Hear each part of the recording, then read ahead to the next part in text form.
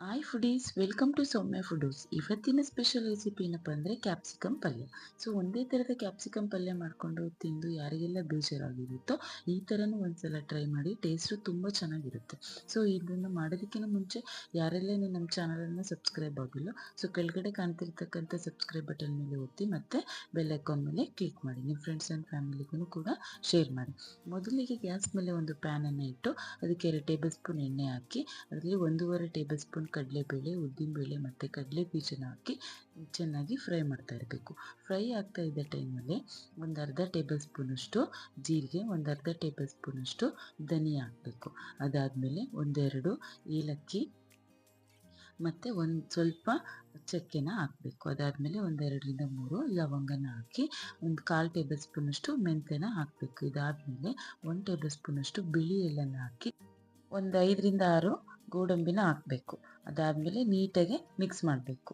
ಇದೆಲ್ಲ ನೀಟಾಗಿ brown colour ಆಗೋ ರೀತಿ ಮಿಕ್ಸ್ ಮಾಡಿದ ಮೇಲೆ ಕೊನೆಯದಾಗಿ ಇದಕ್ಕೆ ಒಂದು ಸ್ವಲ್ಪ ಹುಣಸೆ ಹಣ್ಣು ಮತ್ತು ಹಸಿ ಕೊಬ್ಬರಿನ ಹಾಕಬೇಕು. ಒಂದು 1/4 ಬೌಲಷ್ಟು ಹಸಿ ಕೊಬ್ಬರಿನ ಹಾಕಿ ಈ ಥರ ನೀಟಾಗಿ ಮಿಕ್ಸ್ ಮಾಡಬೇಕು. ಇಷ್ಟು ಪದಾರ್ಥನೂ ತಣ್ಣಗಾದ್ಮೇಲೆ ಇದನ್ನು ನಾವು ಒಂದು ಮಿಕ್ಸಿ ಜಾರಿಗೆ ಹಾಕ್ಕೋಬೇಕು.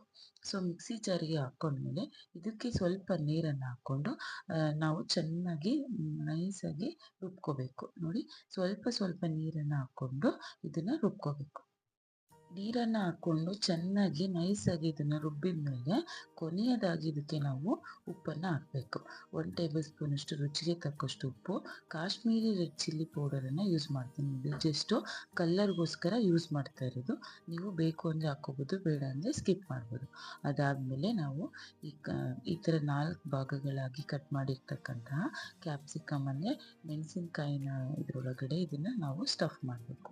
ನೋಡಿ, ಈ ಥರ ಅಷ್ಟು ಮೆಣಸಿನ್ಕಾಯಿನ ಒಳಗಡೆ ನೀಟಾಗಿ ಇದನ್ನು ನಾವು ತುಂಬಬೇಕು. ಈ ಮಸಾಲ ಪದಾರ್ಥನೆಲ್ಲ ನೀಟಾಗಿ ತುಂಬಿದ ಮೇಲೆ ಇದನ್ನು ನಾವು ಒಂದು ಸೈಡ್ಗೆ ಇಡಬೇಕು. ನೆಕ್ಸ್ಟ್ ಗ್ಯಾಸ್ ಮೇಲೆ ಒಂದು ದಪ್ಪ ತಳದ ಇದನ್ನು ಪ್ಯಾನನ್ನು ಇಡಬೇಕು.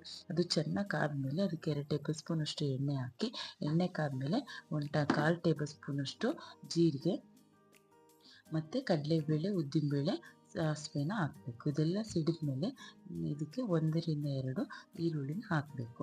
ಅದನ್ನು ಹಾಕಿ ಸ್ವಲ್ಪ ಕರಿಬೇವನ್ನು ಹಾಕಿ ಚೆನ್ನಾಗಿ ಫ್ರೈ ಮಾಡಬೇಕು. ಇದೆಲ್ಲ ಫ್ರೈ ಆದಮೇಲೆ ಇವಾಗ ನಾವು ಒಂದೆರಡು ಮೀಡಿಯಮ್ ಸೈಜಿನ ಟೊಮೊಟೊ ಹಣ್ಣನ್ನು ಚಿಕ್ಕದಾಗಿ ಕಟ್ ಮಾಡಿ ಹಾಕ್ಕೋಬೇಕು. ಇದೆಲ್ಲ ನೀಟಾಗಿ ಮಿಕ್ಸ್ ಆದಮೇಲೆ ಇವಾಗ ನಾವು ಸ್ಟಫ್ ಮಾಡಿಟ್ಕೊಂಡಿರ್ತಕ್ಕಂತಹ ಕ್ಯಾಪ್ಸಿಕಮ್ ಇದೆಯಲ್ಲ, ಅದನ್ನು ಇದರೊಳಗಡೆ ಇಡಬೇಕು. ನೋಡಿ, ಈ ಥರ ನೀಟಾಗಿ ಸ್ಟಫ್ ಮಾಡಿರ್ತಕ್ಕಂತಹ ಕ್ಯಾಪ್ಸಿಕಮನ್ನು ಇಟ್ಟು ಒಂದು 2 ನಿಮಿಷಗಳ ಕಾಲ ಹಾಗೇ ಫ್ರೈ ಮಾಡಬೇಕು. ಅದಾದಮೇಲೆ ಮಿಕ್ಸಿ ಜಾರಲ್ಲಿರ್ತಕ್ಕಂತಹ ಮಸಾಲ ಪದಾರ್ಥನ ಹಾಕಿ ಅದಕ್ಕೆ ಇನ್ನೂ ಒಂದು ಸ್ವಲ್ಪ ನೀರನ್ನು ಹಾಕಿ ಅದೆಷ್ಟು ನೀರಿನ ಕನ್ಸಿಸ್ಟೆನ್ಸಿ ಹಿಡಿಯುತ್ತೋ ಅಷ್ಟನ್ನು ಹಾಕಿ ಈ ಥರ ಬಿಡಬೇಕು. ಒಂದು 2 ನಿಮಿಷ ಆದಮೇಲೆ ಒಂದು ಲಿಡ್ನ ಕ್ಲೋಸ್ ಮಾಡಿ ಅವಾಗವಾಗ ಇದನ್ನು ಮಿಕ್ಸ್ ಮಾಡ್ತಾ ಈ ಥರ ಚೆನ್ನಾಗಿ ಬೇಯಿಸಬೇಕು.